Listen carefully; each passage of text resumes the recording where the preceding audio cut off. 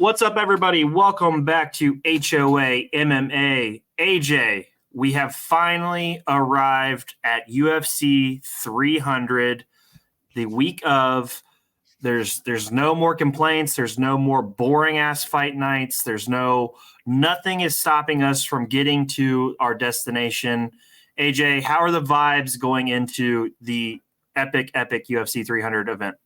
I'm just going to get this out of the way for the few people who will care in terms of what we missed out on. Peyton Talbot looks like he's going to be someone to look out for. He looks absolutely sensational. Joaquin Buckley has announced himself as a welterweight contender, beating Vicente Luque. Rosa looks like 125 pounds is going to be her new home as she kind of goes more towards legacy. Manu Farrow, you're next up. You know, Grasso and Shevchenko, after when they settle like their trilogy, she's definitely the one who's next up. And Brendan Allen he had to kind of dig deep. It was a close one. It was definitely a close one. So he's probably a fight or two away to where he feels that he's at. But forget about all that. Forget about all that shit. UFC 300, like, we've been waiting for this for like everyone else for a long time, and for my personal feelings, I remember at start, like early on when the card first got announced, people were like, "Oh, it's a little bit underwhelming." You know, UFC 299 is way better. The first fight of the night is two former champions, and there's 11 former champions on this card overall, and every fight apart from maybe one fight would headline a fight night any day of the week at least. And with the exception of two, all the other fights are either a main event or a co-main event on a pay-per-view. Yes, 100%. That shows how stacked it is. This is easily, in terms of my time watching MMA, the most stacked fight card that I have ever seen, with some excellent matchmaking. Like, this is why we enjoy the UFC. This is why we like MMA, period, because we see the best against the best in the most interesting matchups. And if you are a fight fan, even if you're someone who's kind of like more into your boxing, you have to watch this. Like, there's nothing else going on Saturday night than watching this card. And I can't wait. Yeah. I cannot wait, man. Like, it's gonna be something special. It's pretty insane. Like you said, I mean, we've got Yuri Prohaska in the main event of the prelims, who just fought Alex Pereira for the title. I mean, that alone is crazy. Like you said, early prelims kicked off with Davison Figueiredo, Cody Garbrandt. We got Jalen Turner fighting in the early prelims main event. Just it's as loaded as you could possibly be on a card. And the best part is, AJ, we get to talk about it for the next hour plus. So it's really exciting. Top to bottom, what is your favorite fight on from the prelims to the early prelims? If you had to pick one before we get in and break them down.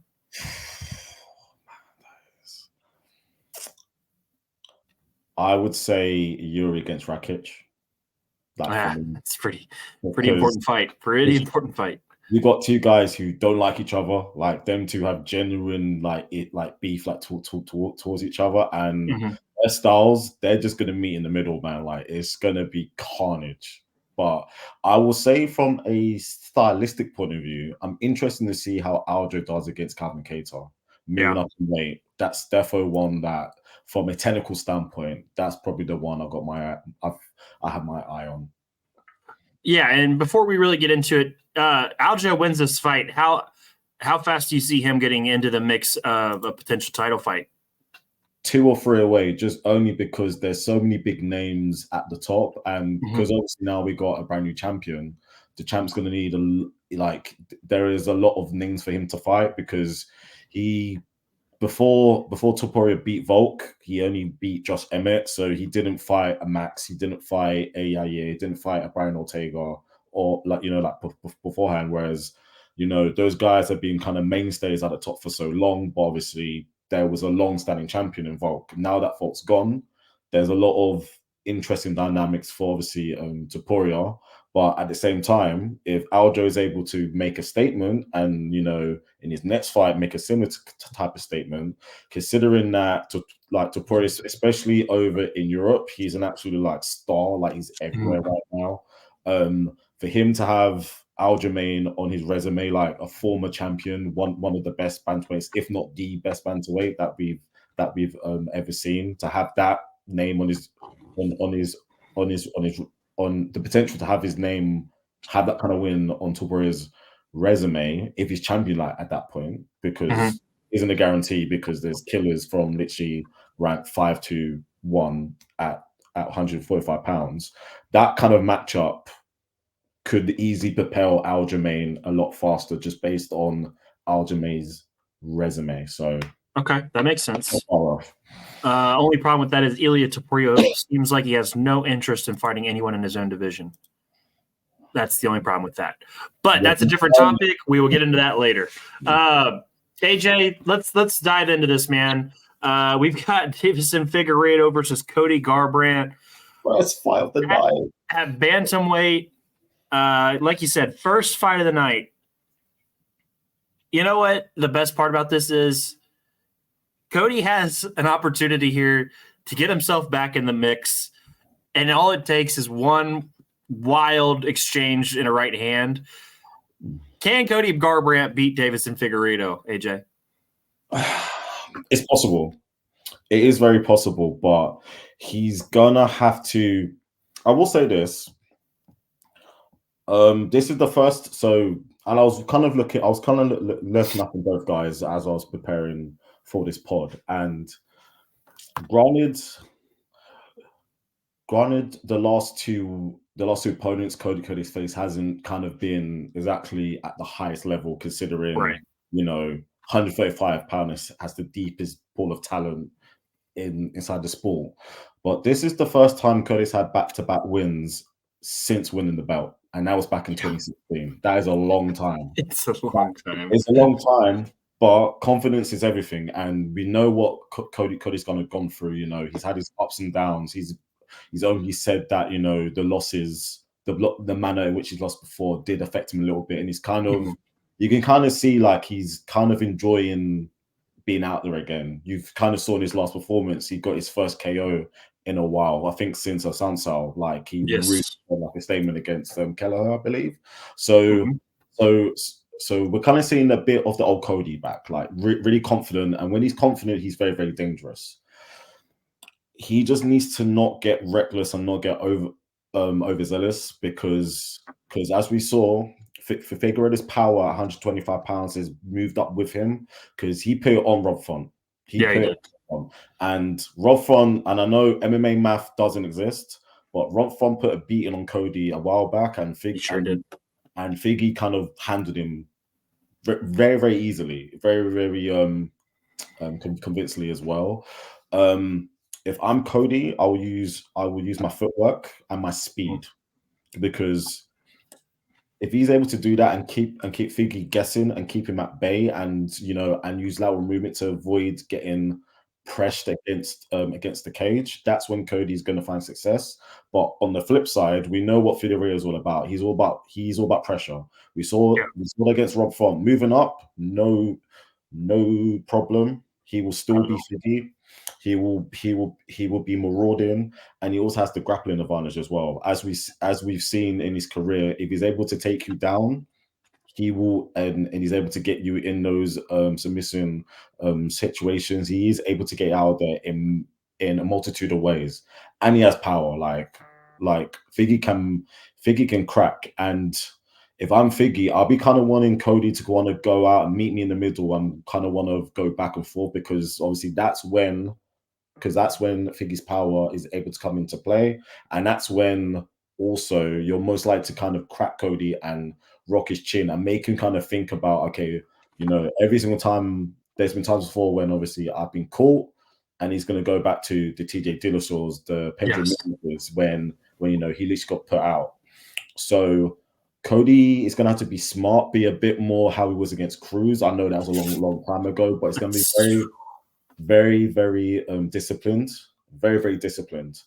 The problem with this, though, is that Figgy's tough, man, Yeah. and Figgy hasn't lost to anyone who isn't Brandon Moreno in nearly 5 years. Also, Long time. I don't know if the Cody that beat Cruz is still there. Like if that guy isn't there, then I don't think he can beat Davis and Figueiredo. Yeah. Do you think Cody uses any of his wrestling in this matchup, or is he going to have to? He might have to. No, I'm saying defensively. He may end up having to. Oh yeah, of course. Like if Figueiredo grapples him and kind of gets those exchanges, you are going to have your wrestling defense on point. But if I'm Cody, I'm not trying to engage in any grappling. I'm going to fight on the outside.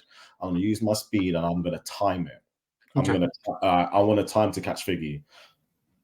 But this is talking about someone who hasn't been knocked out. The only time he's been not quote unquote knocked out was by the doctor when against Moreno in their last fight when like his eye was completely fucked over. It's gonna be rough. It's a very, very fun matchup. It's a very, very fun matchup. I'm gonna go on the side of momentum against better opposition. I'm gonna go Figueiredo by second round sub. Okay. I'm going to go Figueiredo also. I'm going to go by decision, though. I do think Cody hangs around and is able to at least get it to a decision, but I also have Figueiredo. I think he's, like you said, I think he's too good at this point. But if Cody does somehow pull this upset, he's back in the mix. He's right back in that mix. Like that's all it takes is one of these wins, and you're right back into it. So, but I think Figueiredo smothers him out. I agree. Next fight on the agenda at lightweight, we've got Bobby Green versus Jim fucking Miller. I'll tell you what, Jim Miller wins this fight. Give him a shot at the title. I don't care what the records say. I don't care if Jim Miller was 17-37. If he wins this one, give him a. No, I'm just playing. But this is a fun fight for the early prelims, man. I mean, this is going to be an exciting one. Can Jim Miller beat the younger Bobby Green, in your opinion, AJ? I wouldn't rule it out just because Bobby Green's coming off a awful KO loss against Jalen Turner when he took too many unnecessary shots because for some reason the referee wasn't seeing what most people were seeing in that fight, and it wasn't that long ago. So so a factor into this fight is how does Bobby Green look after getting like pounded beat up. Not even beat up, like he literally got smoked. Assaulted. Like, he just got battered. Experience, in terms of experience, it definitely falls on Jim Miller. Like he has all those records for a reason. Most finishes, most fights, most wins. And he's coming into really good form as well. A fun thing as well, Miller hasn't won by decision since 2016. All of his wins since then have all been finishes. And you can talk about, okay, he hasn't fought against elite guys all you want. He's fighting against guys inside the UFC. And that for me says a lot. When I kind of think about the X's and O's of it all, if Bobby Green is on Bobby Green's movement and awkward kind of stance on the feet, it's going to cause Miller problems because for the most part, Green is quite awkward to hit and to kind of land on. And when he's on and he's in full kind of flow, he can be very frustrating. It's only really taken really elite kickboxers, the likes of Jalen Turner, the likes of Faceve, or someone who has really heavy hands who managed to catch him, like Drew Dober, to really kind of get Green away in recent fights. Obviously, Islam Makhachev literally just mauled him and he's a champ for a reason. Jim Miller does have the power. Bobby Green is a bit more slicker on the feet. If I'm Jim, I'm trying to close the distance to either unload or to take him down. The problem is with that, Green is a competent grappler. It's just a case of, does he have enough to keep Miller at bay if it obviously does go to the ground? I am someone who kind of likes to believe in the underdog and like for terms of the story. I don't want to really quote wrestling at the moment, but in terms of Jim Miller to finish the story, to kind of get to cap it all off on all this great run, to kind of cap it off with a great signature moment at UC 300. I don't think that's going to happen. And I just have a feel Bobby Green's going to bounce back. And I think Bobby Green wins by unanimous decision. Okay. I looked. I couldn't see where Bobby Green had been submitted. So that, I think, takes away a part of Jim Miller's game. He has got a good submission. So I'm gonna go Jim Miller by submission. Oh wow! I'm gonna root for Jim Miller. I've enjoyed the run he's been on. He's what 4-1 in his last 5. Yeah. I'm gonna give it to him. I don't know how Bobby Green bounces back. Like you said, he got put through a car crash against Jalen Turner. Give me Jim Miller by submission just to change it up. AJ, next fight on the card, we've got Jessica Andrade versus Marina Rodriguez. Interesting fight at strawweight. How you seeing this one going down? This fight's going to is going to be predominantly a kickboxing fight, as I would kind of guess it to be. Marina has kind of been up and down. She was kind of seen as a future title contender, and then Lemos kind of ended that, and she's kind of been up and down since then. She's coming off a good win. It was against Michelle Watson when she literally just beat the shit out of her. If we're being honest, yeah. So it is a nice bounce back win for her. Marina has the height and reach advantage, and is a bit more, I'll say, a bit more cleaner on the feet in terms of technical striking. Andrade is, well, to be fair, in most fights, Andrade is always going to have a height disadvantage, and with that comes range for the most part. What she has going for her is that she is one of the few female fighters out there who has one-shot KO power, because she can crack, and she has really good grappling as well. Like, she's able to take you down. She can go and choke you out. You would imagine Marina's probably want to keep it at distance, and it's kind of like a little bit similar to what I said about Cody Garbrandt, kind of using her movement to kind of pick Andrade off. And for Andrade, she's gonna have to come in to close the distance to either set up a takedown in order to go for a submission against the cage, or for her to unload and using her power. Normally, when it comes to things like this, I would normally go for more of the technical on the feet when it's predominantly going to be like that. But there was something that I saw which I find quite interesting, is that Andrade is only 32, and she's had a lot of mileage. Yes. And you will say in the past couple of years she's had quite a lot of L's on a record. But if you look at them, and these are just all the losses that she had since she won the belt against Rose in her first fight. She has lost against Zhang, Rose in a rematch, Shevchenko moving up in weight when obviously Shevchenko was on a tear as champion, Erin Blanchfield, who was just one fight away from fighting from a title, and Yao Shannon, who is in the co-main event. She only loses against elite opposition. And Tatiana Suarez. Who for a lot of people is either going to be the next contender or the next champion, because she is, because Tatiana Suarez is that fucking good. Yes, she's very good. I'm gonna go with Andrade second round TKO.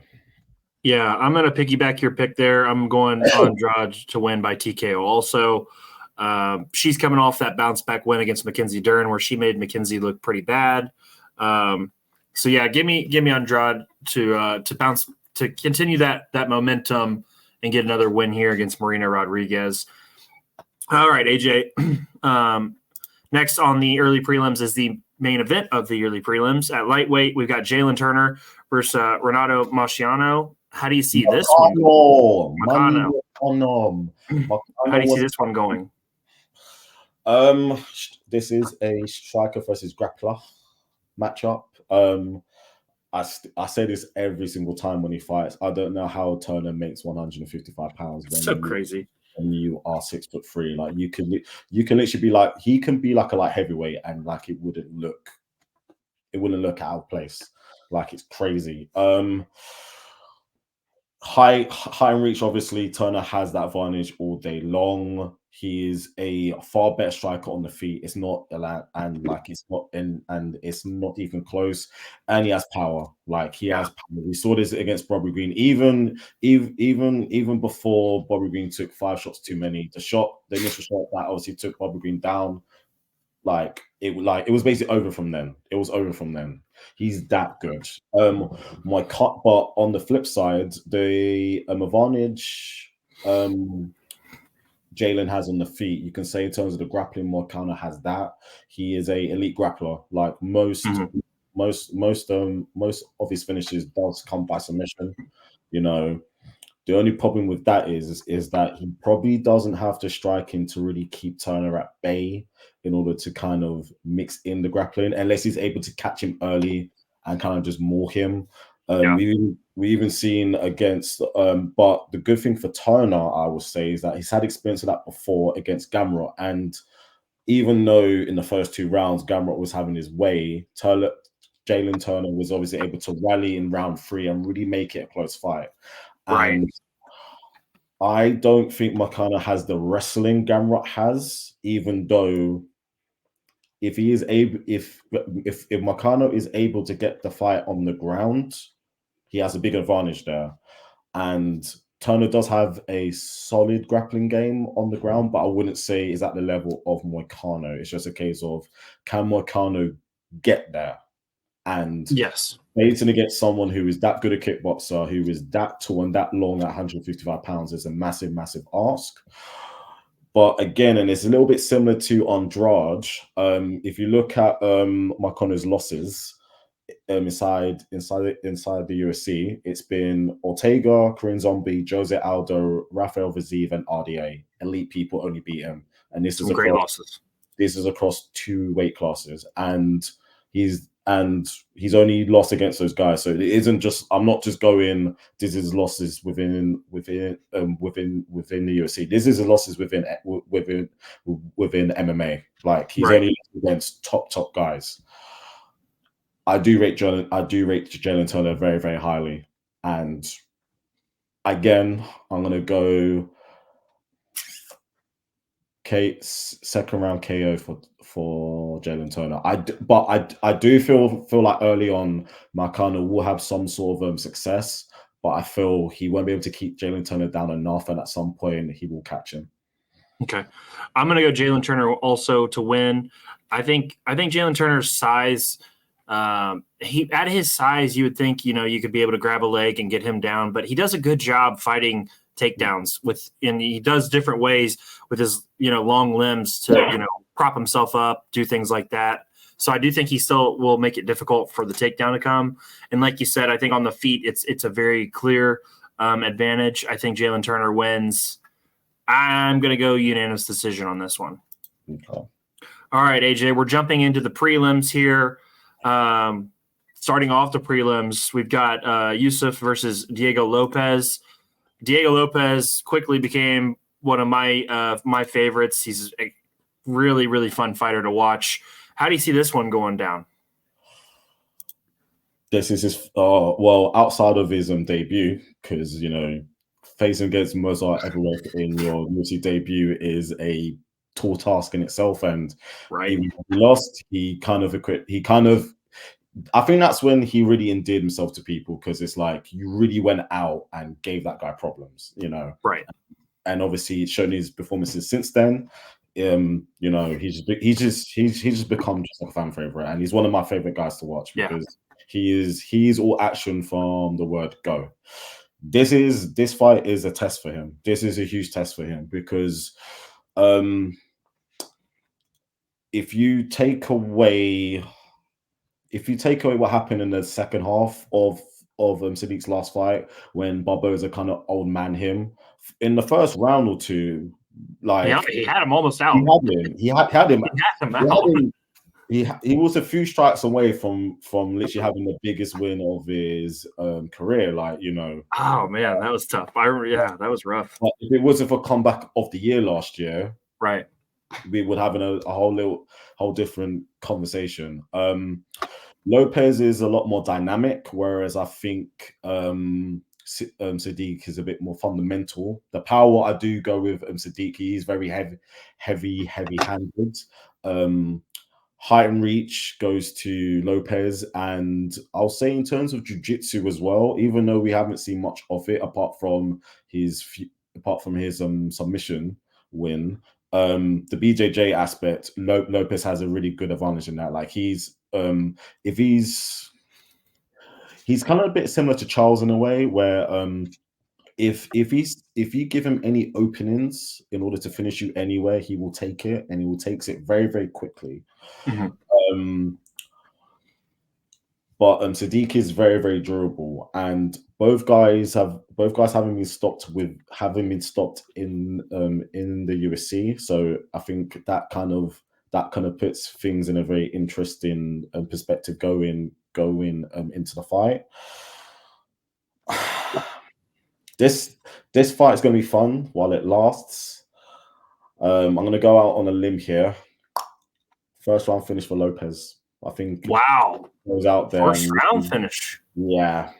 Wow. Okay. Jeez. Yeah. All right. I did not expect that. Man, Yusuf is tough. I'm me saying that is me going out on a limb here, because I think Yusuf hasn't been stopped since 2017 or 2018 outside of the UFC. I like it. I just have a feeling that, you know, UFC 300, we are going to see like people going out and making themselves a huge statement, and I feel like the first real big one is going to be that one right there. Okay. I'm going to also pick Lopez to win. I'm going to be a little more conservative, and I'm going to go Lopez by decision. But I do like that. I like that kind of pick. Next, AJ, we get to see the debut of Ohio's own Kayla Harrison versus Holly Holm. Kayla Harrison is a super annoying individual, but she can fight. That's for damn sure. Holly Holm coming off the loss in her last one. Now it's a no contest. Sorry, I forgot the steroid thing with Buena Silva, that it didn't affect her at all. But, you know, how do you see this fight? Holly Holm introducing Kayla Harrison to the UFC. Kayla Harrison is a heavy favorite here to win this fight. What are your thoughts? Is it a tackle, wash, repeat type thing for takedowns? Is that going to be the goal there for Kayla Harrison? My first question about this fight is she going to, and I don't want to say this to be unfair, but this is someone who's normally fights at 155 pounds, who's making a debut at 2 weight classes below. It's interesting. Yeah, that's going to be interesting to me. Is like, is she going to be able to make the weight comfortably? If she's going to make them weight comfortably, that's the only thing, because we've never seen her fight down at this weight before. We've seen her fight a few times at featherweight in her times in the PFL, I believe, but for the most point, she's fought at 155 pounds, which is a very rare weight class for female fighters. I mean, as far as basically I'm aware in terms of fights that I've seen, right? Because to be fair, I mean, to be fair, she's a good sized gal. Like she, I mean, like 155 looked comfortable on her. That's what I mean. You know, she is a good sized gal, and at 155 she looked comfortable. So, like you say, going down 2 weight classes, does that power translate? Does that, you know, it's going to be interesting. So I'm glad you brought that up, because in my opinion, it was going to be takedown, wash, repeat, takedown, wash, repeat, and maybe with this weight loss, if her cardio's not there, some of this stuff, Holly Holm can still pick you apart on the feet, and we know her kicks are dangerous. It's going to be interesting. Where do you think this fight differentiates? Is it if Kayla has a good cut, she wins, or is it closer? Because the betting odds don't think this is close at all. I mean, I will say in terms of strength, Kayla Harrison is going to have that advantage anyway. Like if you, like, you know, let's just say, you know, and this is me being this is me being hopeful and just saying, spending a bit of positivity here. Hey, Kayla Harrison makes weight comfortably.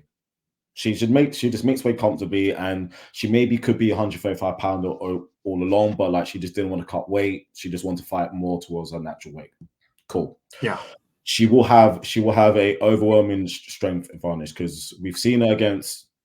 I'm going to be fair here, against lesser tier opposition, ragdoll people. She's only lost once. She's only lost once. For the most part, she's kind of more than ragdoll people.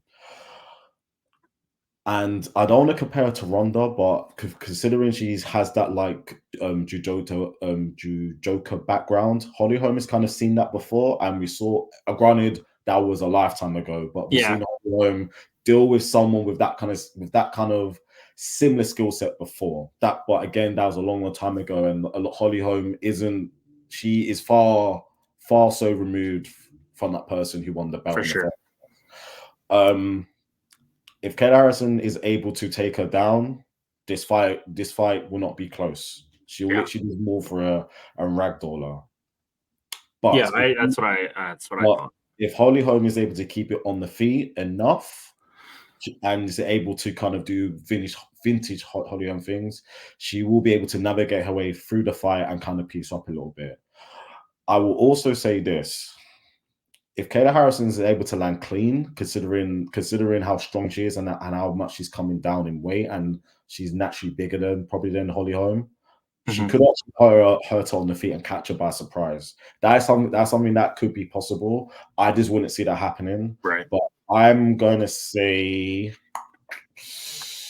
but yeah, I'm gonna more align with you and more align with pretty much everyone else in the sense that that we're probably gonna see Kayla Harrison kind of run through an old Holly Holm. I'm gonna say by decision.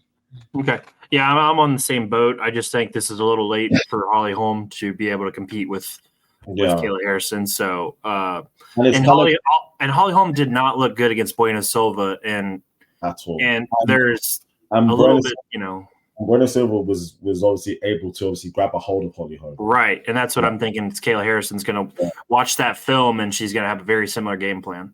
Exactly, and it's kind of been set up for if Kayla Harrison wins this fight, as we both kind of expected to, she will get the next. Her next fight is going to be for the belt. Yeah, it's going to be for the belt. Because there isn't anyone else at 135 pounds. You would imagine Raquel probably fights Joanna Pena next, and then whoever wins that fight is probably going to get Kayla.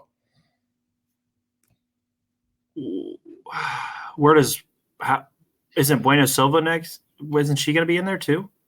Bueno Silva just she literally just lost against Raquel.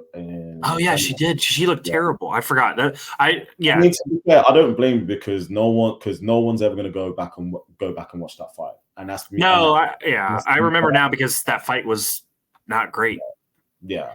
So she's out of the mix. So yeah, I think Kayla Harrison wins this fight, and those matchups aren't bad matchups for Kayla Harrison to win the belt either, for what she can do, and especially if she has a decent weight cut. That's interesting. All right, AJ, let's move on though. Like you said, Aljamain Sterling moves up. Calvin Kattar welcomes him to featherweight. Is this simply if Sterling can wrestle and out wrestle Kattar, it's a win for Sterling? Yeah. Unless Kattar's on fire, I don't know how he beats Aljamain. Oh, whoa! It's a good thing. Really good thing you said that. Kato is coming off a layoff. Last fight we saw him was when, in my opinion, I thought he got hard done by the judges against Josh Emmett in 2022. I genuinely thought Calvin actually won that fight. Actually, no, it was the injury against Arnold Allen. Sorry, Arnold Allen with the injury TKO. Yeah, but Calvin Kattar hasn't fought in coming up to 2 years, so a very long layoff. He's also 36, and we know when guys in the lower weight classes want to reach the age of 35, things start to go a little bit or more on the downward turn. This is, for me, boxer against grappler. Calvin Kattar's boxing is great up there. Do not let the Max Holloway fight like fool you, because as we saw when he fought against a talented kickboxer in Giga Kikase, when he just humbled him, he literally put it on him. When Calvin Hecate is on, he's dangerous, and his striking can give and can will give Aljo problems if Aljo isn't able to get him down on the feet, because Aljamain's striking is very unorthodox, and it's really just there to kind of set up the grappling exchanges. If he's and Calvin Kaya has pretty good takedown defense for the most part as well. Yeah. So if the more this fight stays on the feet, the more dangerous it is for Aljo, because Kaya is more than capable of going out there and piecing them up. Really is. We are talking about one of the best fighters in the sport over the last 5 years. You know, outside of between Sean O'Malley and Marlon Moraes, Aljamain won like 9 fights in a row. And he beat, I mean, with obviously we had the DQ in there as well, but we have seen Aljamain nullify better strikers, albeit at a weight class below. Like the way Aljamain dealt with Pian in that second fight kind of shows he can navigate against people who have advantages over him on the feet. And considering Aljamain was a huge 135 pounder who made the weight comfortably, him now adding 10 pounds on is going to make him a lot stronger. And when you imagine his cardio, which is already good as it is going to be even better now, because he's going to cut as much weight. Aljamain third round submission. Nice. I feel like eventually I feel like in the first round, KO will go out there and he will give Aljamain problems, but I think Aljamain will adjust, and by round 3, he would have maybe tired KO enough to eventually, you know, do the backpack and grab himself a rear naked choke. I like that. Yeah, I'm gonna go with Aljo to win this one also. I think the move up for Aljo is going to help him. I think it's going to help with his power, like you said, and help with and make him even more of a dangerous wrestler, having that extra little juice behind him. So yeah, give me Aljo to win this one also. AJ, question for you going into this fight: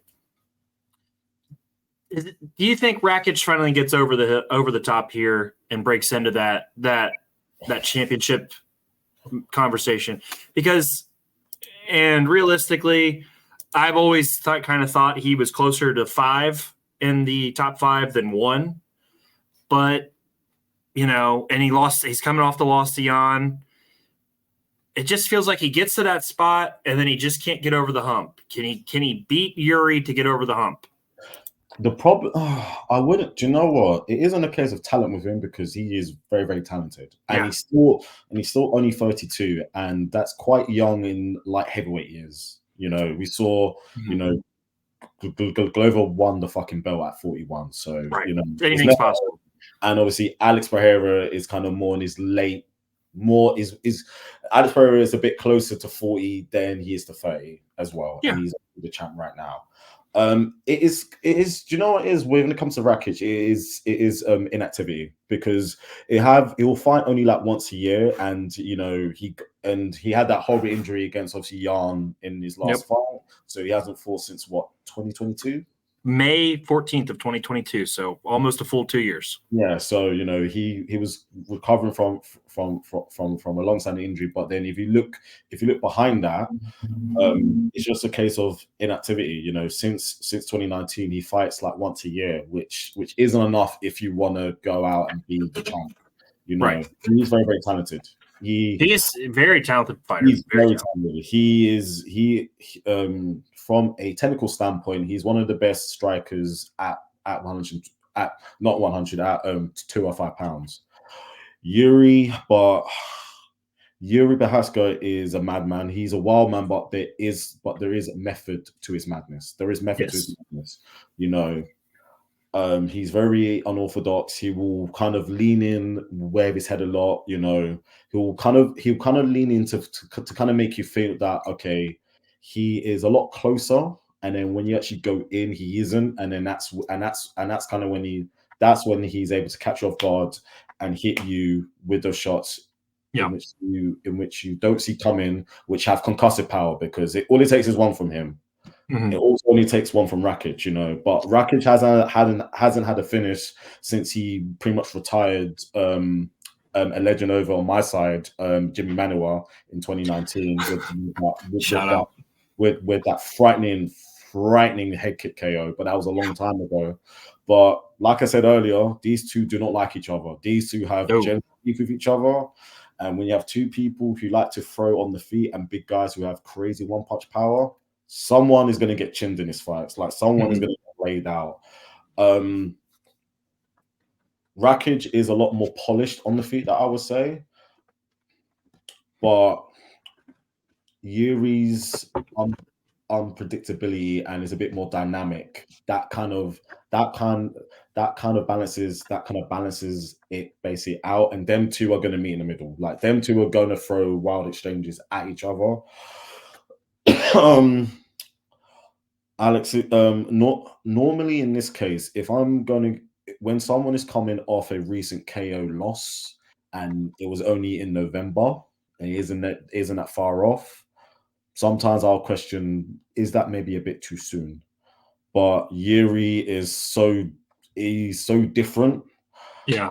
I'm gonna say he catches I feel like he's gonna give us a moment where he catches Rakic with something where Rakic isn't really expecting. Early finish. It's gonna be fireworks, but round one. I feel like he's sleeping one. Yeah, I'm gonna go Yuri to win also. Like I said, in my opinion, I feel to me, Rakic has always felt more like a bridesmaid than a bride. I'm gonna continue with that mantra. I think Yuri takes this one. I would prefer him to probably get the knockout TKO. So I'm gonna piggyback on you there. Yeah, give me Yuri to win this one. AJ, it's main card time. Unfortunately, the first fight on the main card doesn't make any fucking sense. You could have put Yuri and Rakic there. You could put Calvin Kattar and Aljo's there. You could have done a lot of things to this card, but because Bo Nickel is Dana's guy for whatever you want to call it, he opens up the main card against Cody Brundage in a pointless fucking match. Bo wins by whatever he decides to win by. Is that how you're thinking it goes down? It's unfortunate, but that's what it is. Like, yeah. Before I go into the fight itself, look, would we rather have seen Rakic and Yuri open up the card? For me personally, sure. Aljamain against Calvin Kattar, sure. Even someone like Jalen Turner against Moicano, who is on the early prelims. Again, that kind of shows how strong this fucking card is. Sure. But I do understand why Bo Nickel is on the main card. We have seen this before. We've seen it with Sean O'Malley once you see something in you and like you're like their guy, they will put you on numbers cards as much as possible to go out and build up your profile, to build up like your marketing, to eventually when you do go and become champion in their hopefully in their eyes, you can obviously become that pay-per-view star because in terms of for more of the casual audience, you would have been so much accustomed to seeing Bo Nickel having all these crazy finishes on these big cards, and that is literally the only reason why he is here. We've seen something similar being built with Ian Gary. Ian Gary has only been on number cards, or if he has been on a fight night, it's been on a feature one like the one on ABC when he knocked out D-Rod. We can kind of see when the UFC really, really back you, they will put you on big cards. Hamzat Chimaev recently as well. He gets put on big cards or he highlights really big events. For sure. That's fair. That's what's coming up against basically Rob. Is it fair considering that this is UFC 300 and there's other fighters, former champions who deserve to be on the main event more? Sure, and I would personally prefer that as well. But I can see why they're putting Bo on this. They are definitely playing like the long game. They are definitely playing the long game because you imagine once obviously if you look at the biggest star at middleweight, and it's currently Izzy, and we know that Izzy at some point is going to retire because he is literally in his mid-30s, and you would imagine the next guy to kind of be that next star within that division is going to be Hamza, and it's going to be Bo Nickel. So that's kind of where they're going towards long term. As for the fight itself, Brundage is coming off a KO win, but he is 2-3 in his last 5. One of those those 3 losses were 3 straight, and the one other win he has was a DQ. So it's going to be so bad. It's just going to be a case of however long Bo wants the fight to go. Exactly. Like, yeah, I would be okay if Bo was the kickoff of the pay-per-view if they gave him somebody who could at least try to oppose him a little bit. Give him the 13th ranked guy at 205. Give him the 14th. One of those guys. So you mean at 185? Sorry, 185. My bad. Yeah. I was looking at Pereira and Hill and when I was talking. But yeah, give him one of the top 15. Give him 15 for all I care. Make it somebody who at least can press him a little bit and make it interesting. It just. And I also, like you said, I do understand Sugar Sean. Sugar Sean at least provides entertainment. It might not be everybody's form of entertainment. At least he's going to go out there and try to be fun. This guy. But I will also say this: Sean has proved over time that it was warranted because we've seen now in his last 2 or 3 performances against Jan, Aljo, and Cheeto, he's shown that he was worth all of that hype. It is obviously yet to be seen about Bo, but you can tell that they are building him to be that, to go and be that guy. But it is fair. Like it would have been. Would you have been okay with someone who wasn't ranked like Michel Pereira at middleweight? Yeah, but see, I don't like. Yeah, I mean, I think that'd be fun, but I don't think they would give him Pereira because they'd be scared he could knock him out. Exactly. But I mean, there's got to be somebody in the bottom 3 that maybe wrestles, and Bo just happens to be a better wrestler. I don't know. I get it at the same time, but Bo just is so damn boring. It's just, I'm gonna go hunt deer, and when the UFC calls, they'll call. I'm not doing much. He's just, I don't know. I just don't love it. It's boring as fuck. But let's move on. I think Bo wins by however he decides to win. Next fight is where we actually get into the action and we have some legitimate conversations. Charles Oliveira versus Arman Tsarukyan. This is fireworks, AJ. This one has a lot of potential. Arman is literally Jack Nicholson fighting his way through the door to be one of the guys. He is, chopping down the door with an axe to be one of the best. And after the way he took care of Benny DeRouche, this is a big time fight. What are your thoughts, AJ? Oliveira versus Tsarukyan at lightweight. This fight gives me fits. This fight gives me absolute fits because, bruh, see, this is fights basically like this is literally why you love watching like MMA because, boy, I've been going back and forth over this. Like, even now, I'm still not sure about my pick. Yeah. It's still kind of, oh, man. All right, cool. Aaron, compose. AJ, compose. Cool. Arman, like you said, he's been the real first one to really knock on the door. We've had Gamrot, Arman, Fiziev, the 3 kind of up and comers who've shown that they're going to be the ones. They're going to be the ones to really go on and kick on this new era at 155 pounds.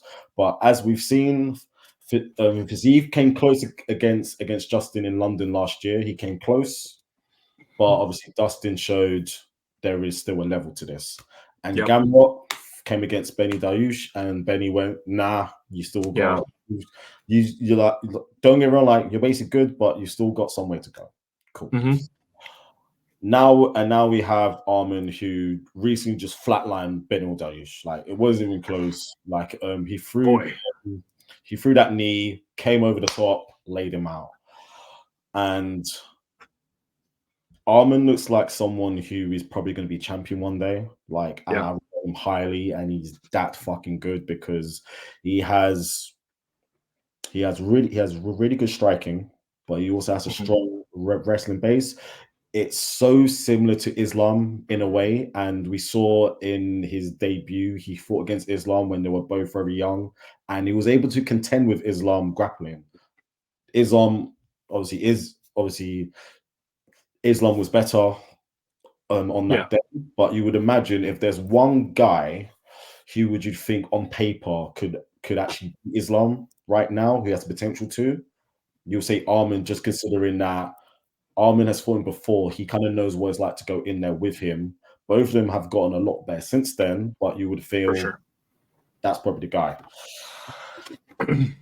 And if I'm Armin, I'm watching what Islam did to Charles, because if I'm able to nullify Charles's forward pressure on the feet and offensive heavy grappling by nullifying, by use my wrestling in order to keep him down there and to dominate in terms of top game, there is a route there to win. And Charles is hittable. We've seen that, guys can hit Charles and you can wobble him, but you may not necessarily put him out, but there is a chance. And Armin's probably thinking, if I go out and if I go land on Charles, I'll be the one to lay him out. Like once I hit him, he'll probably stay down. That's probably that's someone with so much confidence, someone confident as him. That's probably what the kind of route in which she's probably going to go into. That being said, Bronx is a special fighter, man. Like Bronx is a special fighter because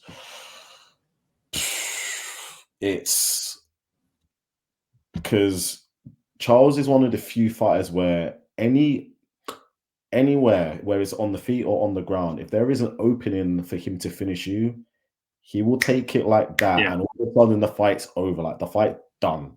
We saw against Michael Chandler. He thought that Charles was in trouble. He found literally one sweet.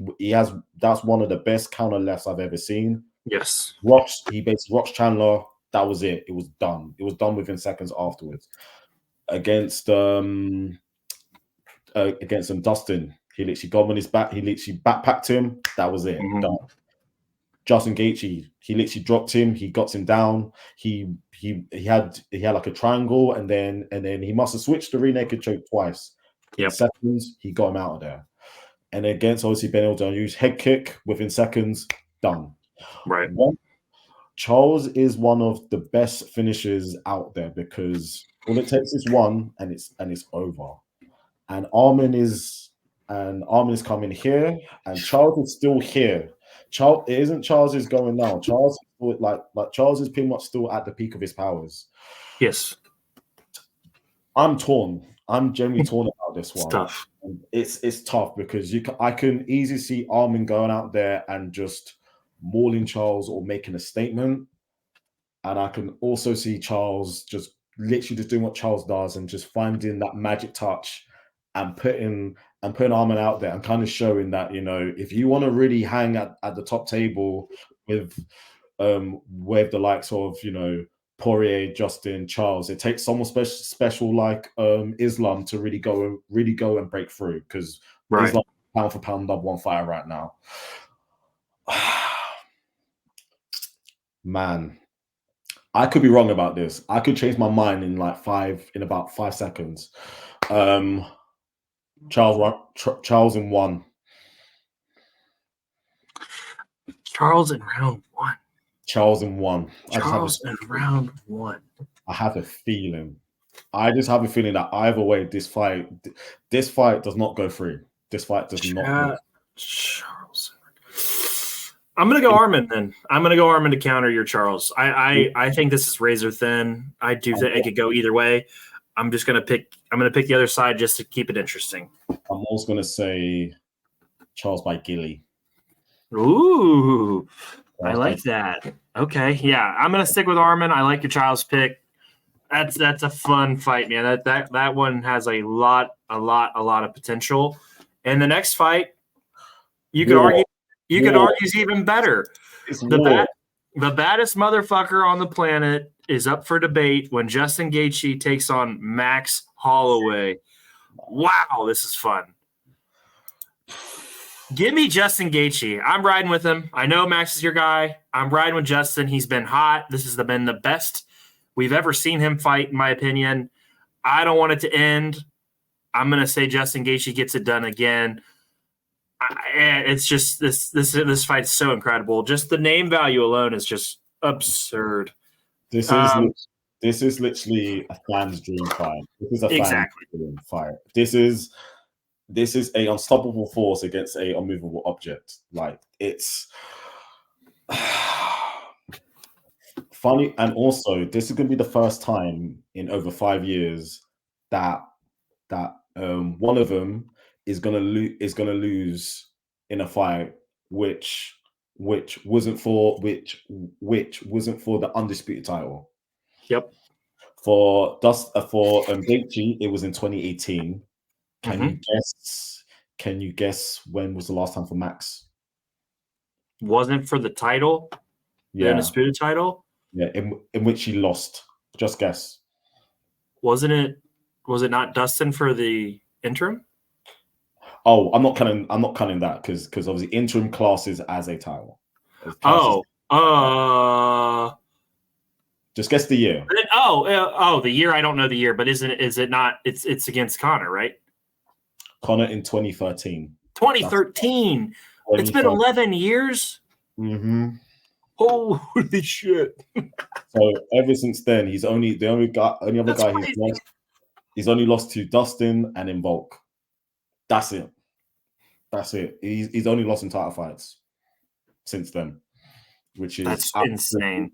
Absolutely insane. If we're breaking down the fight, Justin has crazy power,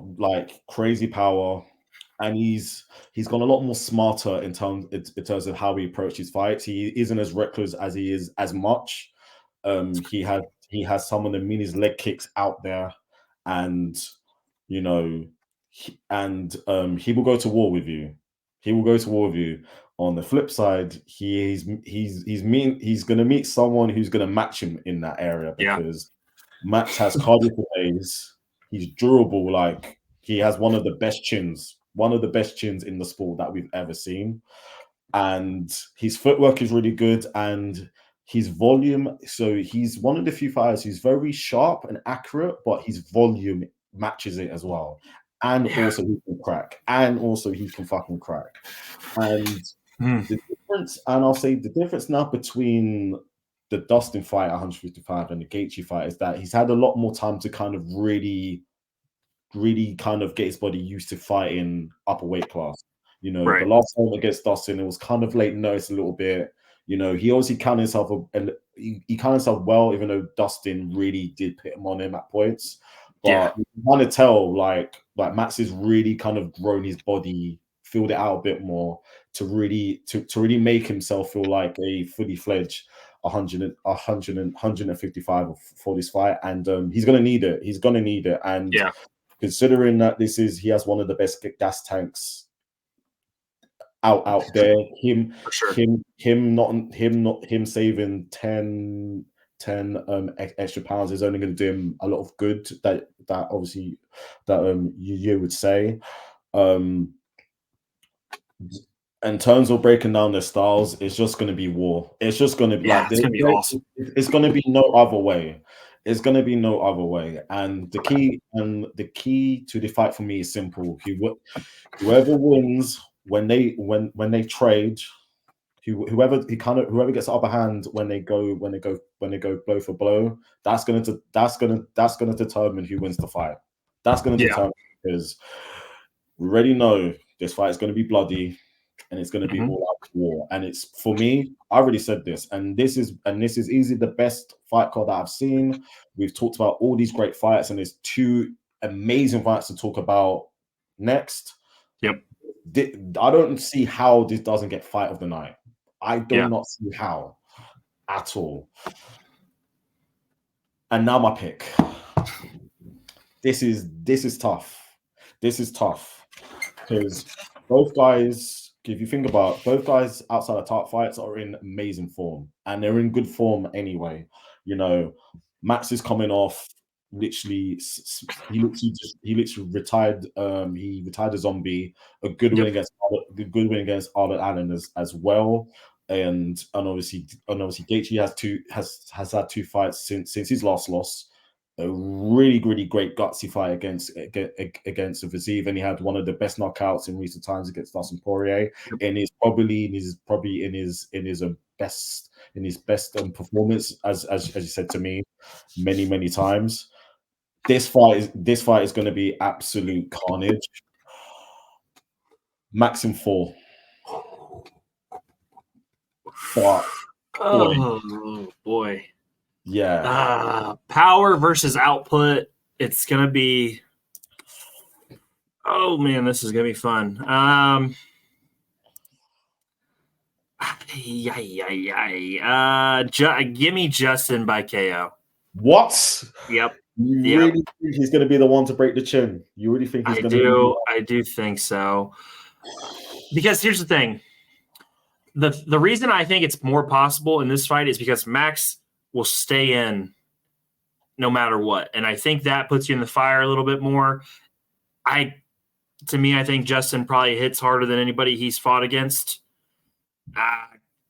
Give me Justin, TKO, KO, whatever you want to call it. But this is gonna be fun, man. Like you said, this has got fight of the night pretty much stamped.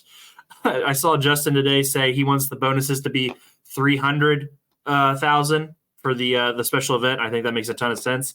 Incredible matchmaking. This is super fun. Cannot wait for this one Saturday night. And then AJ, we get into the title fights. We got Weili versus Yan for strawweight title. Weili is one of the best fighters I've ever seen. She is incredible. She's got the two losses to Rose, but at the same time, I think she's came back almost even better now. She got the win over JJ, then she beat up on Esparza, and then she beat up on Limos in one of the most one-sided fights you'll ever see. I'm going to ride with Weili. I think she's just absolutely incredible. What are your thoughts? As much as I'm happy that obviously we get this as our coming event, I just wish this fight was happening in China. Yeah. I just considering that this is the first time we've had two Chinese women facing against each other for the belt, it would have been nice to see them have that moment back home. Like, I just feel like, for me personally, I just want to say that first of all. But and to kind of really echo what you said, I agree everything you said about Weili. She is one of the most improved fighters that I've seen over a short amount of time. If you see from her first loss to Rose and the way that she developed fight by fight in the second fight, I actually thought Weili won that fight, and she kind of showed improvements in her wrestling. And then we saw against Joanna and Lemos and Esparza. She kind of really well-rounded. She's really well-rounded her game to go along with her explosive physical traits and her power and her amazing like kickboxing ability. Like, she's really made herself a fully fledged mixed martial artist. And in her last fight, that was one of the best. That was one of the best title defenses performances that I've ever seen, because she literally just dominated Lemos. Apart from a few early submission attempts, it wasn't even close. It was literally one-way traffic. Like, she literally just dominated her and outclassed her in every way possible. This fight is going to come down to can Yao Shannon at her best contend with Weili? That's basically and what I basically mean by that is, Yao Zhanan's last fight against Andrade, where like she was literally counter striking perfectly, like technical, from a technical standpoint, her striking was so sharp and so quick. Mhm. She was able to back and obviously land. Like her counter shots were like pitch perfect. Is it and is that version of Yan Shannon able to basically is basically able to contend with this version of Jean Lee, because I believe wherever this fight goes, Whaley's gonna have an advantage and she's gonna be comfortable there. Okay. Young Nan's route to victory is going to be putting on and I mean this, a pitch perfect kickboxing Yeah. performance, and she's going to have to outpoint her. We have seen that, Whaley is basically able to get stopped, but that only comes by hitting her with a shot in which she basically doesn't see coming. And Rose managed to hide that perfectly. Is Zhao Sonan able to do something like that? That basically for me is the biggest question going basically into this fight. I feel like this fight is gonna surprise a lot of people. I feel Janan is gonna do a lot better than what most people think. But Weili is still Weili, and for me, she is, for me personally, the best female fighter pound for pound out there, and she is one of the best fighters, regardless of gender, out there. Period. And she's Yeah. not boy to watch, and she's literally at the peak of her powers. Whaley by third round TKO. That feels good. That's yeah. I mean, she just I just cannot get that Lemos fight out of my head. She was just insane, and Sensation. I just don't see how she can get slowed down right now if she brings that form again. Yeah. The only person who could really give her problems right now is probably Tatiana. Right. That's probably the only one that I can think of, just because she has that grappling heavy game. Yeah, no, that's fair. I like that. That hopefully we get to see that at some point. All right, AJ, main event time. Your favorite fighters, favorite fighter, favorite worst enemy, Alex Pereira versus Jamal Hill. Whoo boy, sweet dreams, Poton. This one's got fireworks written all over it. Alex Pereira, TKO in round 2. Leave the judges at home for this one. Either way. Alex Pereira, TKO round 2. Either way, this fight will not. This fight does not go 5. This fight is going to be a shootout. It's going to be whoever lands first. It's going to be similar to. It's similar to how I felt about Alex against Yuri. Whoever lands the most significant strike first, it's over. It's over. Alex, we know this fight is going to be on the feet because Jamal has already said, I'm going to fight him. I'm going to fight him on the feet. I'm going to do no grappling. I'm going to knock him out. Jamal always come out and said that. People say that and then they shoot. Be careful what you wish for. There's a reason why this guy won 2 titles at Glory. There is a reason why. And he's the only, outside of Sean Strickland recently, he's the only guy who's made Izzy really dial in and back up in terms when it goes on the feet. Elite kickboxer. His fucking leg kicks are devastating. And for Jamal, who's coming off a bad ACL injury, and you're faced against probably the hardest leg kicker in the fucking sport, for someone who doesn't even telegraph it, it literally just comes out of nowhere and it's chopping, because we saw against Yuri after about 3 or 4 of those leg kicks, his leg was looking done. It was looking cooked. And Alex Pereira is going to target that leg. He's going to target that very same leg where Jamal Hill was coming off that ACL injury, and he's going to test it. He's gonna chop it down. Both of them have frightening KO power. I would say this though: Alex has the advantage in terms of timing, just because he's so better skilled as a kickboxer. Right. But Jamal's hands are faster. He has faster hands. If I'm talking about just like speed, Jamal's a lot faster off off the mark, Perez's timing is so elite that kind of balances out a little bit. And you know, as someone famously once said, timing beats speed. Timing beats speed in some cases. It's going to be a shootout. It's going to be a shootout. Something tells me that we are going to see upset in this, but I'm going to go for Alex in round 3. But something tells me Hill's going to catch him within 2. But I'm not that confident. I'm just not that confident. I'm not that confident to pick it. But I'm going to say Alex. I'll say Alex eventually catches him in round 3. I'll say after round 1, them two are just going to trade off. And I'll say eventually in round 3, because Jamal's tough. Jamal Hill has also never been knocked out before. I feel like eventually he will probably take one. He'll take one shot too many, and Alex will catch him. But I have a sneaky feeling in my head that Jamal is just gonna in some sort of wild exchange that he's gonna catch him, because we've also seen this.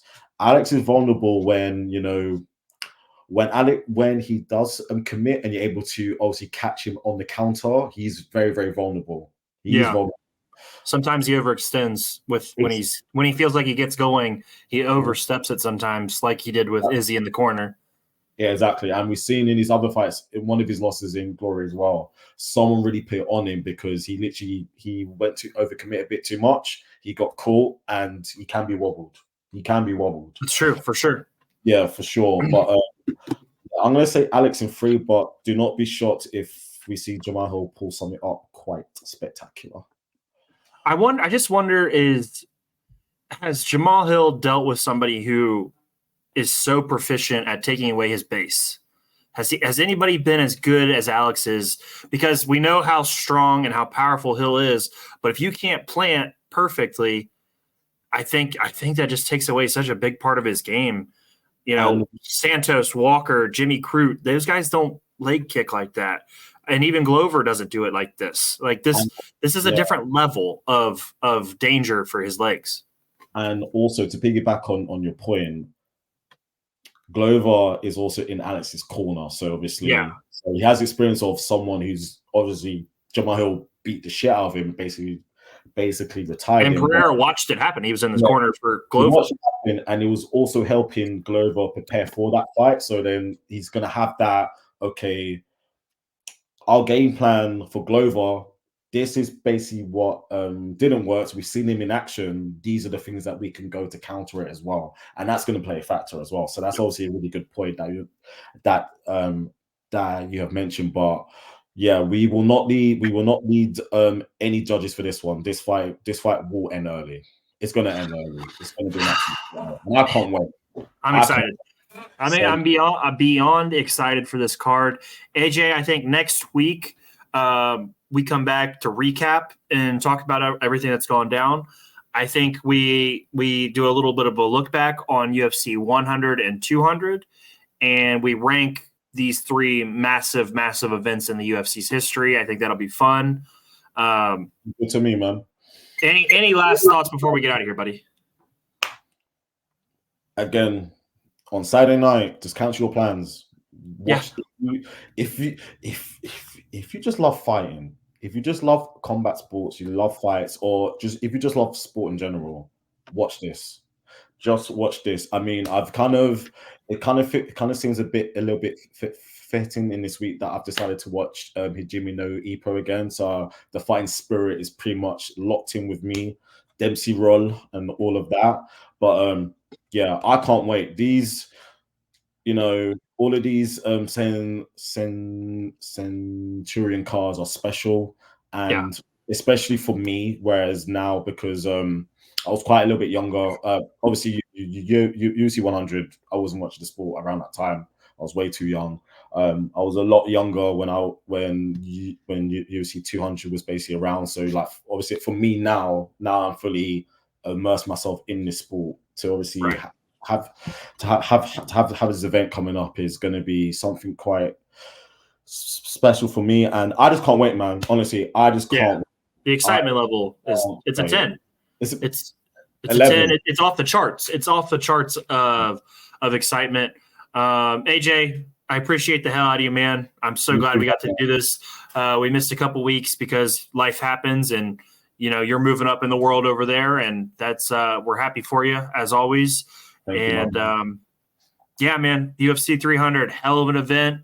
Thank you to everybody who hits us up, likes, subscribes, does all that good stuff on YouTube and on X. We're going to keep grinding. We will be back next week to recap this momentous occasion for UFC 300. I'm Doug. That's AJ. And this has been HOA MMA, and we are out.